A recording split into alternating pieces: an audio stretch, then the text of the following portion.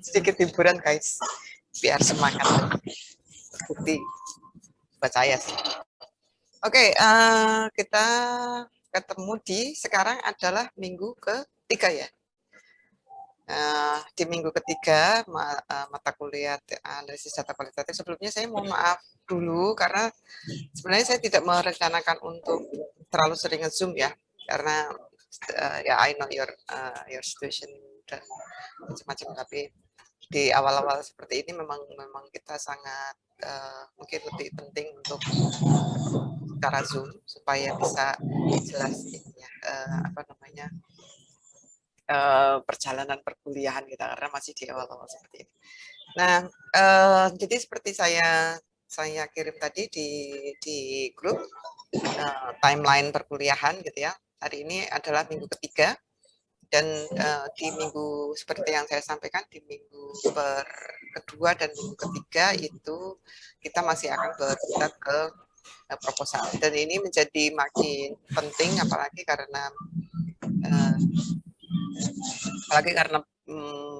di perkuliahan yang lalu, perkuliahan sebelumnya kalian belum pernah membuat proposal ya, jadi ini agak tricky di bagian ini, tapi nggak apa-apa, kita akan berjalan seperti apa namanya, sesuai rencana saja.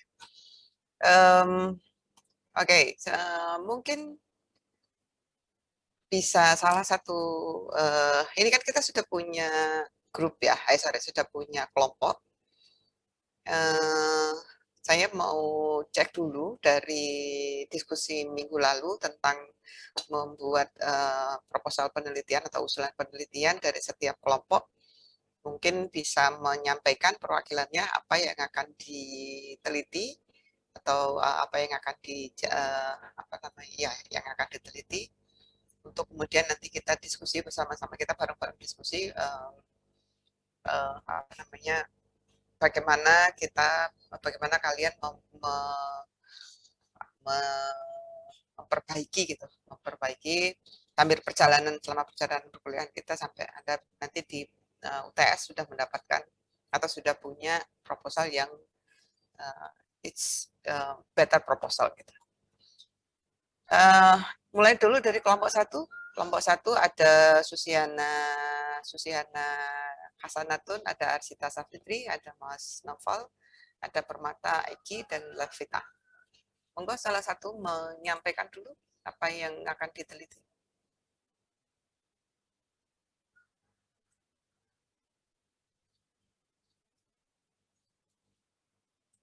Halo? Susiana, Arsita Safitri, Noval, Permata Eki, dan Lavita. Apakah suara saya terdengar, Bu?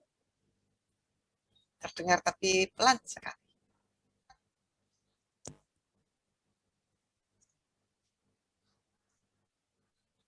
Halo, Bu. Udah terdengar belum, Bu? Sudah. Oke. Maaf, di sini saya sinyalnya rada kurang bagus, jadi kalau misalkan putus-putus, maaf ya, Bu.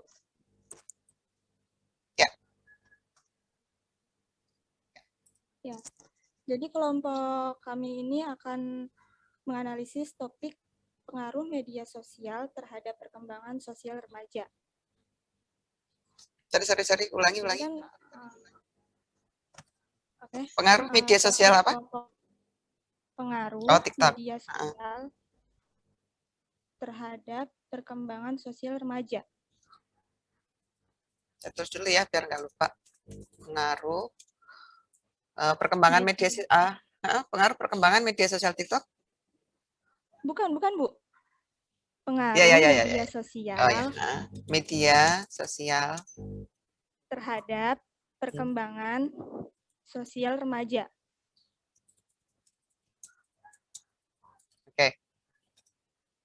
Oke. Nah, thank you, Mbak Lavita.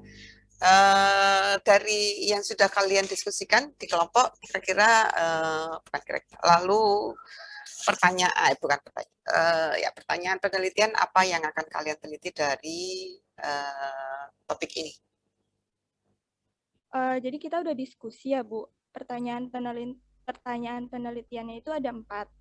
Jadi yang pertama itu apa yang dimaksud dengan media sosial, yang kedua apa yang dimaksud dengan perkembangan sosial, lalu yang ketiga apa saja pengaruh atau dampak media sosial bagi perkembangan sosial remaja.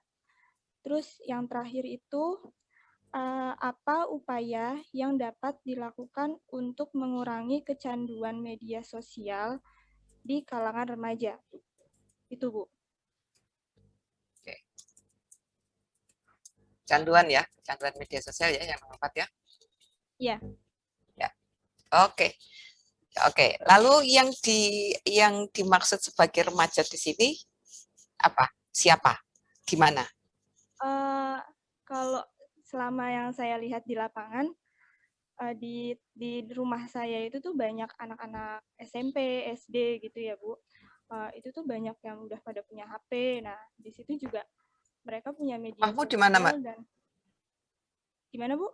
Rumahmu di mana? Di Tangerang. Oke. Oke. Oke, lanjut. SD, SMP?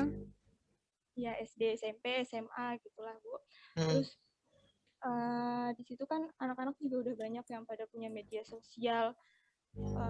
Terus saya lihat mereka tuh dalam interaksi sosialnya tuh lebih sering ke media sosial gitu loh, Bu. Lebih ke dunia maya. Sedangkan yang secara langsung tuh jarang gitu. Mereka ngumpul tapi cuma main HP gitu lah, Bu. Jadi saya ingin meneliti, menganalisis topik itu. Ya, ini hasil diskusi sudah didiskusikan dengan kelompok atau masih idemu sendiri? Sudah didiskusikan dengan kelompok saya, kelompok ya 5 orang, Bu. Ya, ya, ya. Oke, remaja SD SMP. Sudah mungkin anggota kelompoknya yang lain ya, Mbak ya, Mbak Lavita, Mas Novel, atau Mbak Arsita, atau Mbak Susi, atau Mbak Permata. Sudah baca buku apa saja?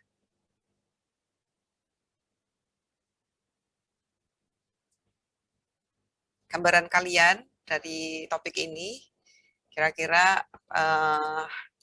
kalian ini pertanyaan sederhana saja, saya membuat simple saja. Kalian akan menggunakan teori apa?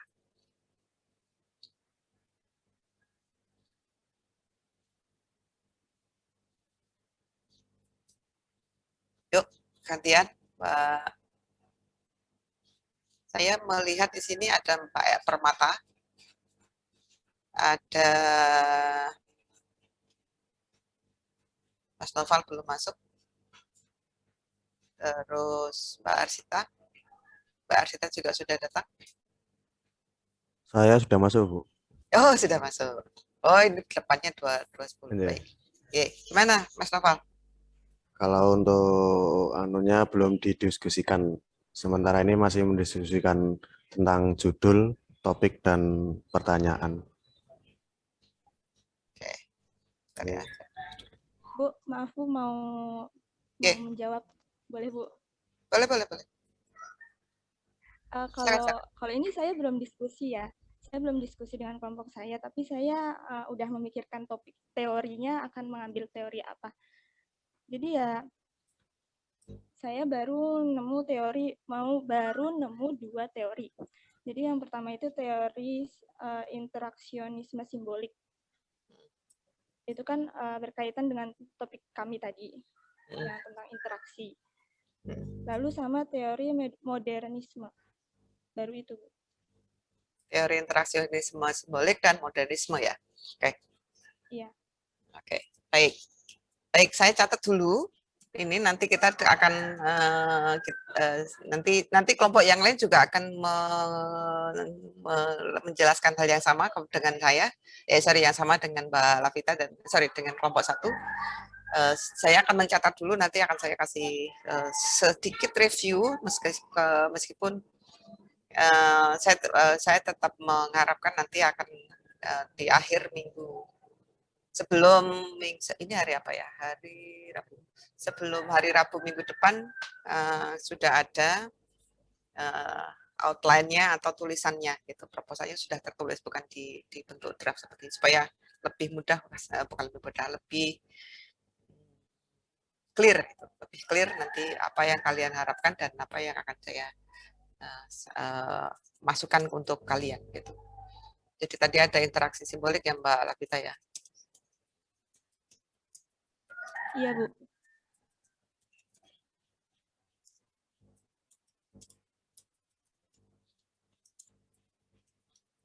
Baik, terima kasih kelompok 1.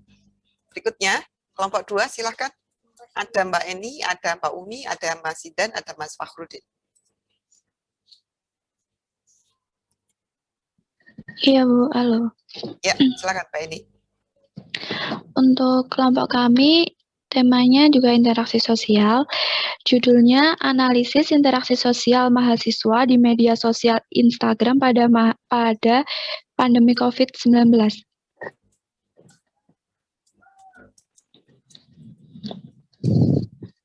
Oke. Baik. Baik, pertanyaannya, pertanyaan penelitiannya apa? Untuk pertanyaannya, apa yang ingin diteliti dari? Ya, tapi untuk pertanyaannya ini belum fix ya Bu, tapi gambarannya apa itu media sosial IG, terus bagaimana peran IG dalam interaksi, bagaimana peran Instagram dalam interaksi sosial online semasa pandemi. Terus bagaimana memanfaatkan fitur-fitur yang ada di Instagram untuk interaksi sosial itu sendiri. Tapi ini masih bisa nambah, Bu, atau kurang bisa. Belum terlalu di itu. Oke. Nah, ini yang dimaksud dengan mahasiswa tadi siapa? Di mana? Siapa? Di mana? Untuk lebih spesifiknya mahasiswa sosiologi 2020, Bu. Studi kasusnya. Soalnya kan kemarin belum pernah ketemu, jadi itu terinspirasi dari itu. Menyambut luring ya. Ya. Oke. Jadi tadi ada pemanfaatan media pemanfaatan fitur di Instagram. Terus tadi yang sebelumnya tadi apa? Bagaimana peran IG-nya sendiri, Bu? Untuk apa? Untuk interaksi sosial, maksudnya daripada kenapa lebih pilih IG daripada mengenalnya lebih ke IG daripada Twitter atau yang lain gitu loh, Bu. Oke. Bentar ya. Mahasiswa di sini adalah tadi mahasiswa sosiologi ya. Iya, mahasiswa sosiologi 2020. Oke. Baik, terima kasih Mbak Eni. Kelompok 2 yang lainnya ada yang mau bantu untuk menjelaskan atau menyampaikan tentang teorinya? Kira-kira gambarannya teorinya yang apa? Yang sudah didiskusikan maupun yang belum? Iya Bu, masuk Bu. Ya, silakan. Mungkin teorinya sendiri kita bakal ngegunain interaksionis simbolik karena kan komunikasi atau interaksi di Instagram itu kita banyak sekali menggunakan simbol-simbol gitu Bu. Karena kan tidak komunikasi secara face to face. Ya. Oke.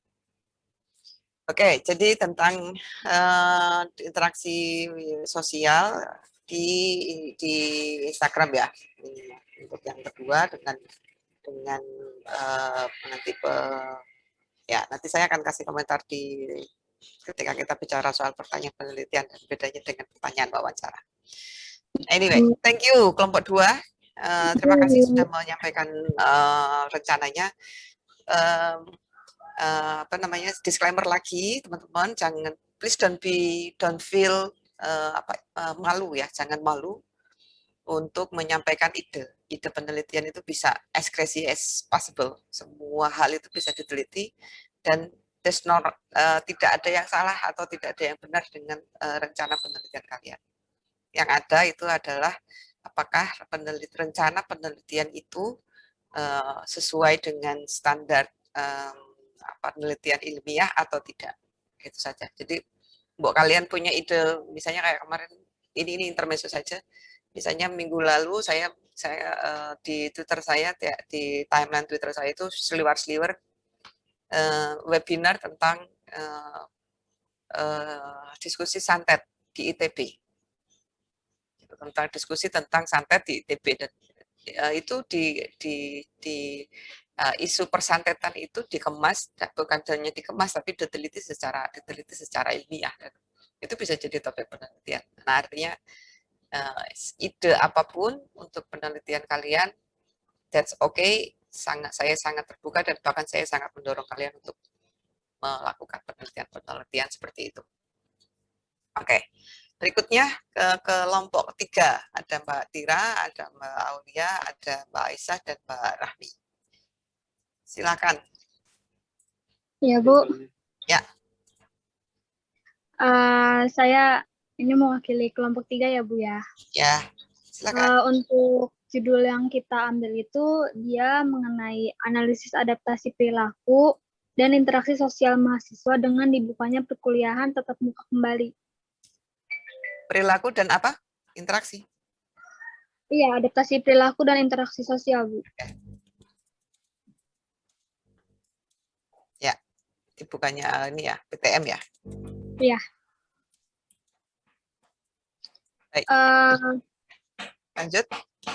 Terus untuk pertanyaannya itu yang mau kita teliti itu tentang perbedaan interaksi tatap muka mahasiswa sebelum dan sesudah pandemi. Jadi kan kita ini kan udah terbiasa online ya, Bu ya. Untuk mahasiswa sendiri itu kita sasarannya untuk mahasiswa khusus angkatan kita aja gitu, Bu. Karena lebih enak aja gitu ditelitinya. Terus juga kita kan udah terbiasa untuk online ya, Bu, dari semester 1, dari awal banget sampai sekarang. Nah, jadi berhubung mau dibuka PTM lagi, kita tuh mau pengen neliti tentang gimana adaptasi perilaku, gimana perbedaan antara interaksi sebelum dan sudah ada pandemi gitu.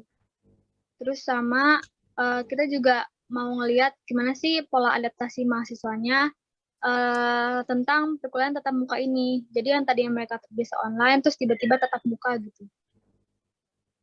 Oke, baik. Ya, lanjut. Kemudian ini untuk baik ini saya catat. Terus yang kedua soal mahasiswa apa yang akan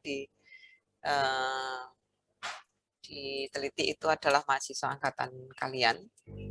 Semua angkatan atau cuma di prodi sosiologi saja? Prodi sosiologi aja. Semua prodi atau semua atau hanya prodi sosiologi saja? Ya, sosiologi aja, Bu. Baik. Oke. Baik, Mbak Aisyah. Untuk bagaimana dengan teorinya? Mbak Tira, Mbak Aulia, Mbak Rahmi? Apakah sudah ada gambaran mau menggunakan teori apa?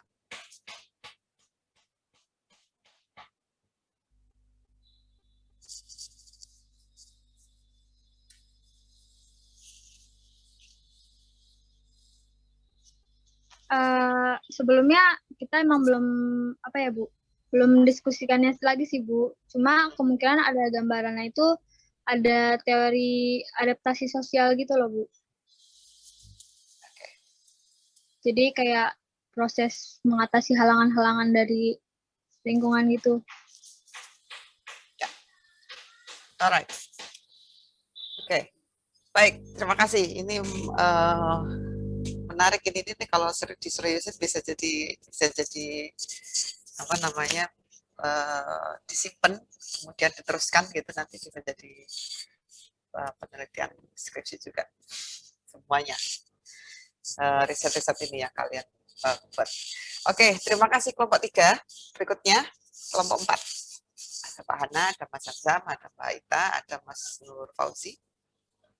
Silakan. Ya, permisi Bu. Ya. Wah, ada penyiar. Kalah ya aku mikrofonnya kalau udah Mas. Oke, lanjut Mas. Ya Bu, jadi saya izin memaparkan hasil diskusi kami dari kelompok 4. Untuk topiknya mengenai fenomena manusia gerobak. Terus judulnya nanti analisis fenomena manusia gerobak sebagai suatu bentuk ketimpangan sosial. Jadi nanti ambil penelitiannya di catur tunggal, bukan di deket UIN. Banyak yang ya lumayan kayak saya lihat itu lumayan banyak manusia gerobak di situ, Bu. Jadi keluarga-keluarga yang tinggal di gerobak gitu. Oke, lalu apa yang akan fokusnya pada apa penelitian ini? Jadi nanti fokusnya terhadap fenomena manusia gerobak itu sendiri, terus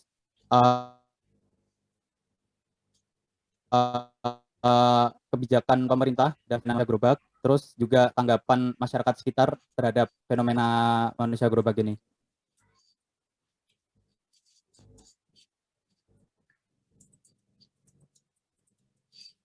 Oke. Menarik. Manusia gerobak sendiri itu adalah siapa? Manusia gerobak adalah sekeluarga yang hidup dan tinggal dan juga pencarian nafkahnya tuh di gerobak, Bu. Kalau saya lihat di sekitar seperti itu. Yang saya tahu. Ya. Lokasinya tadi di mana? Di Catur Tunggal ya? Di Catur Tunggal, Bu, ya, di dekat UIN. Itu beberapa ada di pinggiran, di trotoar. Yang di bawah jembatan itu toh? Iya. Bawah jembatan, ya, terus ada lagi yang dekat halte. Iya, betul. Halte... Sama dekat Ambarukmo Plaza ke timur juga ada, Bu, beberapa juga. Oh ya, sampai sana tuh. Iya. Oke. Baik, kemudian mungkin dari yang lainnya, dari kelompok 4, untuk teorinya apakah sudah dipertimbangkan atau sudah dipikirkan atau sudah punya?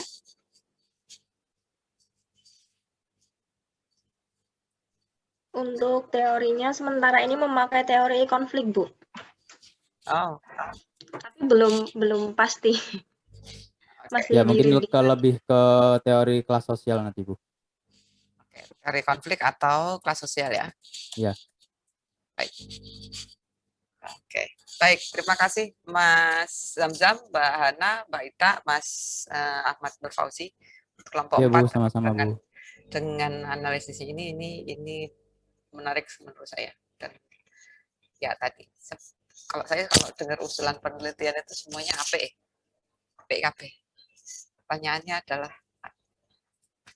ke saya sendiri itu iso tak melakukan ya karena nggak ada waktunya. Oke, thank you. Berikutnya kelompok 5. Ada Mbak Evi Puji Lestari, ada Mas Puspo, ada Mas Ahmad Nurdiansah, ada Mbak Asna. Silakan.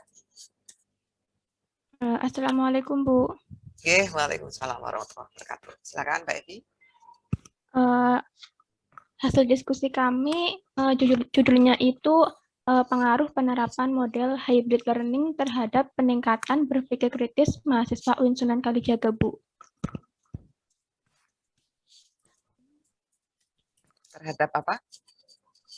Terhadap peningkatan berpikir kritis mahasiswa UIN Sunan Kalijaga. Oke. Menarik. Oke, lanjut. Untuk rumusan masalahnya itu rencananya kita ada 3 yang mau dibahas. Yang pertama itu pengaruh cara berpikir hybrid learning terhadap cara berpikir kritis. Yang kedua itu perbandingan seberapa kritisnya mahasiswa saat hybrid dengan blended online. Yang ketiga itu apakah hybrid learning meningkatkan juga motivasi apakah hybrid learning itu meningkatkan motivasi sama hasil belajar mahasiswa, Bu? Kira-kira meningkatkan apa enggak itu? Pertanyaan ketiga. Harusnya sih, Bu. Itu kan rencananya kan besok kan tanggal 11 kan udah mulai kuliah tatap muka ya, Bu. Sementara kan kita nggak semua mahasiswa itu mampu atau maksudnya ada yang belum vaksin lah atau mungkin ada yang ada kendala lain untuk kuliah offline. Jadi kan kita ya harus hybrid antara online sama offline. Jadi kita harus punya penyesuaian baru sih Bu menurut saya. Jadi ini menurut kami menarik untuk diteliti begitu Bu. Ya. Enggak, pertanyaan saya yang di pertanyaanmu yang nomor 3 itu, apakah hybrid learning itu meningkatkan motivasi dan meningkatkan cara berpikir kritis? Kalau jawaban awal dari kelompok 5 ini kira-kira gimana? Yang nomor 3 ini. Dugaanmu itu hybrid learning itu meningkatkan atau menurunkan? Seharusnya meningkatkan sih Bu. Soalnya kan kita juga jadi terpacu kan, karena kita juga ada situasi baru lah, misalnya ada pencampuran antara online sama offline begitu Bu. Jadi harusnya bisa meningkatkan hasil sama motivasi belajar gitu. Ya. Oke, baik, lanjut. Mahasiswa yang dimaksud di sini siapa? Mahasiswa, kita rencananya mahasiswa UIN sih Bu. Mahasiswa UIN ya? Iya. Semua fakultas? Rencananya sih umum alias semua fakultas, tapi melihat situasi sama kondisi sih Bu. Kalau misalnya tidak memungkinkan, mungkin hanya prodi sosiologi seperti itu. Angkatan yang akan hybrid itu ya, berarti 2020 dan angkatan 2021. Iya. Oke. Baik, makasih Mbak Evi. Mungkin dari kelompok 5 bisa menambahkan tentang teorinya? Teori, apakah sudah didiskusikan atau apakah belum, atau mungkin kira-kira ada gambarannya dari kelompok 5? Apa yang akan kalian gunakan untuk membahas ini, untuk menganalisis ini? Mas Puspo, Mas Ahmad, Mbak Asna.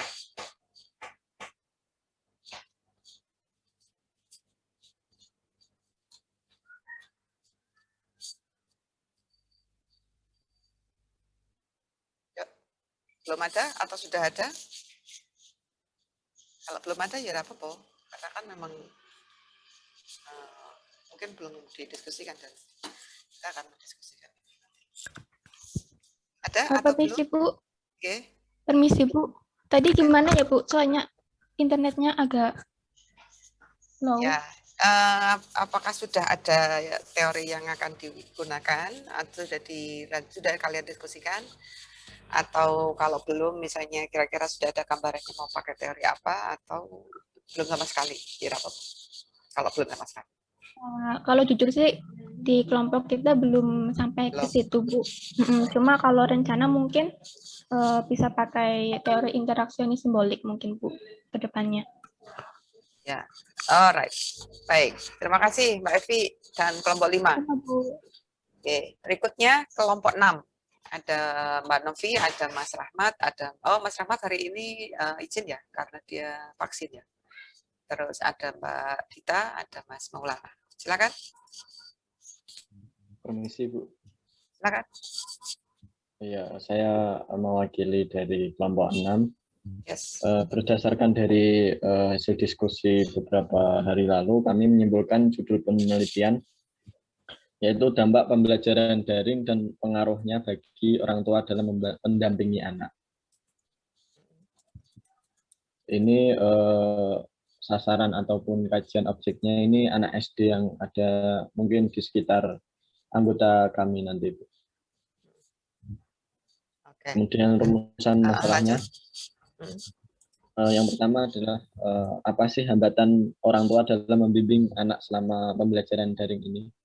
Dan yang kedua, bagaimana pengaruh prestasi terhadap bagaimana pengaruh pembelajaran daring terhadap prestasi siswa SD gitu.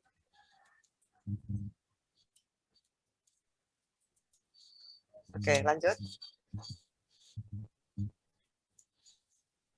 Anak yang dimaksud di sini anak adalah siapa?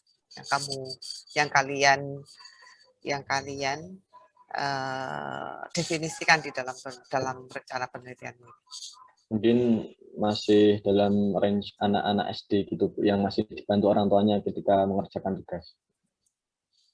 Oke. Anak SD ya. Di mana lokasinya?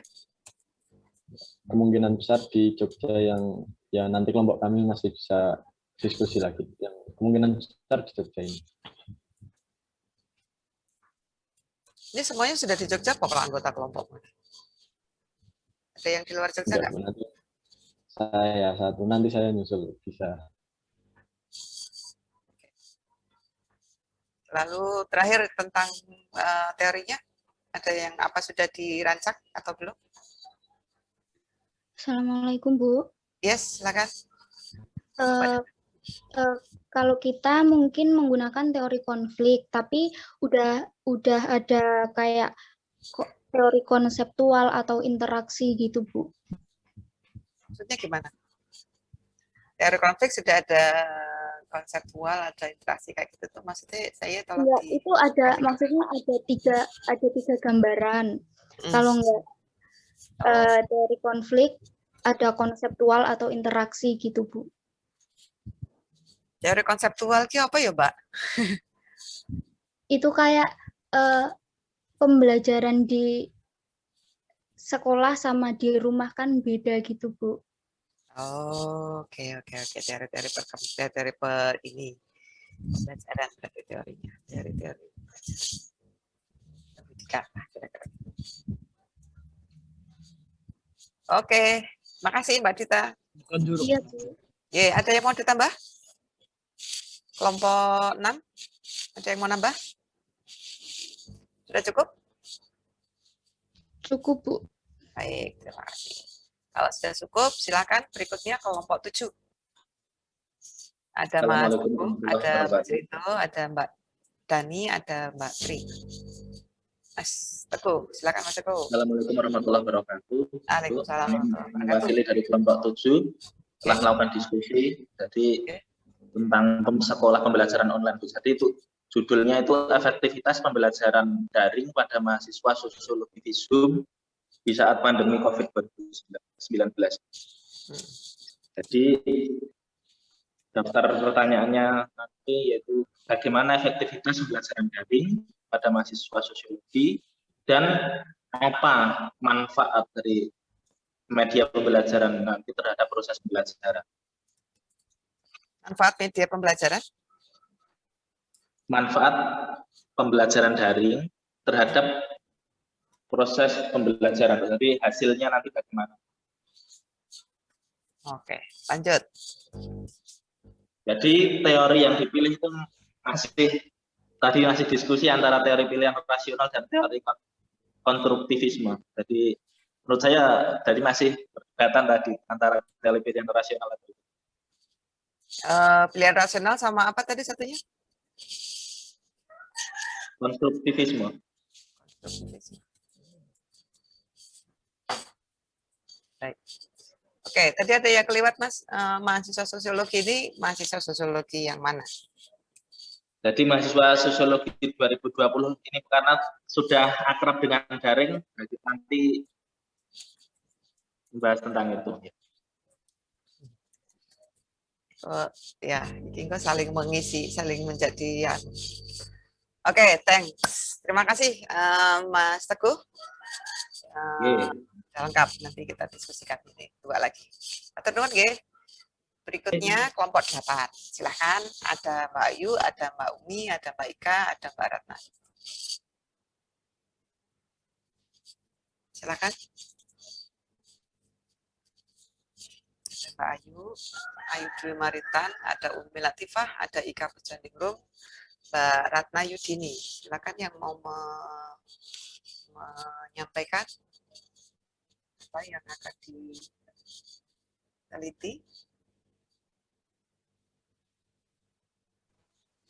Halo Ibu, Assalamualaikum. Waalaikumsalam warahmatullahi wabarakatuh. Silakan Mbak Ika.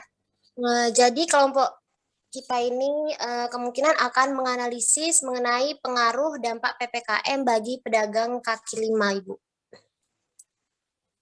Ya, lanjut. Jadi tuh nanti kita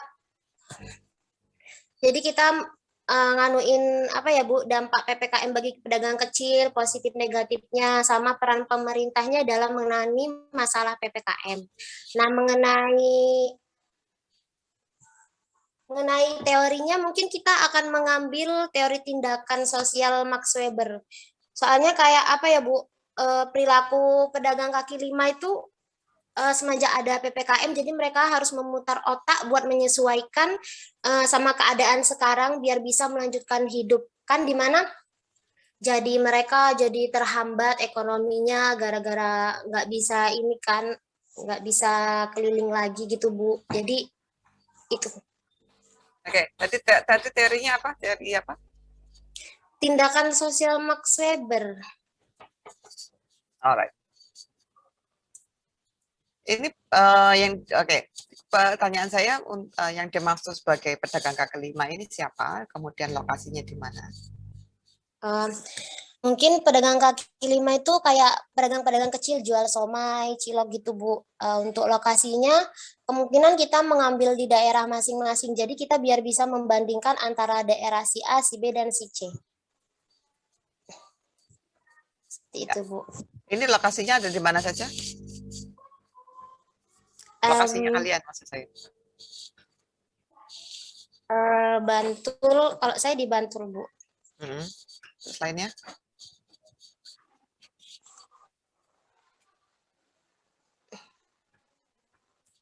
Ya, oke. Oke. Sama Magelang Ibu. Oke.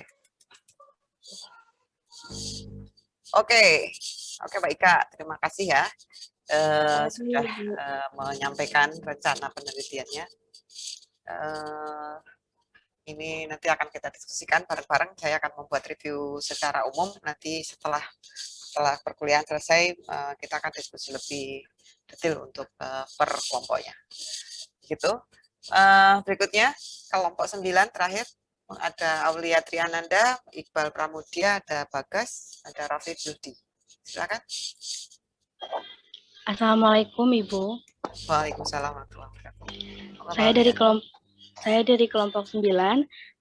Dari diskusi kami mengambil judul Dampak Filter Instagram di kalangan mahasiswa Fishum Sosiologi 2020 terhadap mental illness. Oke, dampak filter terhadap mental illness. Ya, untuk saat ini pertanyaan yang kita diskusikan itu bagaimana tanggapan pengguna Instagram terhadap filter, terus kenapa mahasiswa menggunakan filter Instagram. Pertanyaan itu dilihat karena kita anggota kelompok 9 juga merupakan pengguna Instagram gitu. Dan dari pandangan saya sendiri, selaku pengguna Instagram itu kalau lihat story Instagram itu mesti orang lain tuh memakai filter gitu. Kenapa? Alasannya tuh kenapa gitu. Apakah kalau nggak pakai filter itu ada yang kurang, apa kurang percaya diri, apa kayak gimana gitu Bu? Baik, jadi ya menarik ini. Kalau tadi mahasiswanya angkatan 2020 ya, sosiologi 2020 ya? Iya Bu, 2020. Aduh, ini nanti semuanya saling sibuknya tuh bukan sibuk kerjain proposal, tapi sibuk menjawab pertanyaan dari semua kelompok deh nanti kelas ini. Karena semua menjadikan sebagian besar ini, kecuali satu yang tadi kelompok 8 sama kelompoknya yang manusia gerobak tadi, kelompok 4 lainnya sama kelompok 6. Ya, kelompok 6 ini. 3 kelompok saja yang tidak menggunakan mahasiswa sosiologi 2020 yang sebagai subjek penelitian. But that's okay, we can work it out. Teorinya tadi pakai apa tadi lupa lagi. Pakai apa Claudia? Lupa lagi sampai untuk baru ada atau belum ya? Udah sih Bu, tapi kita masih diskusi. Tapi sementara ini pakai teori interaksi nasionalisme simbolik. Tapi masih didiskusikan lagi Bu sama kelompok. Oke.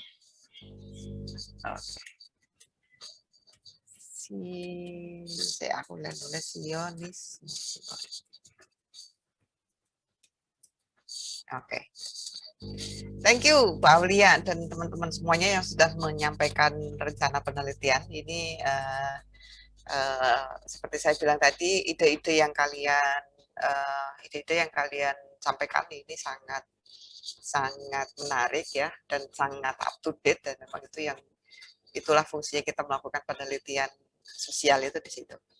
Nah, satu hal yang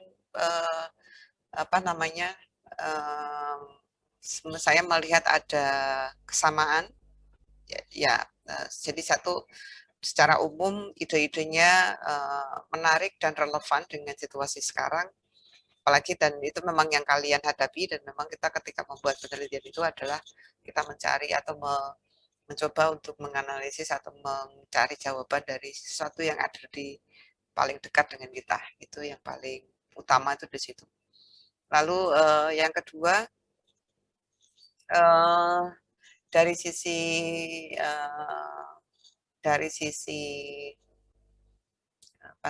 topiknya ada kesamaan ya, dari 9 kelompok. Ini saya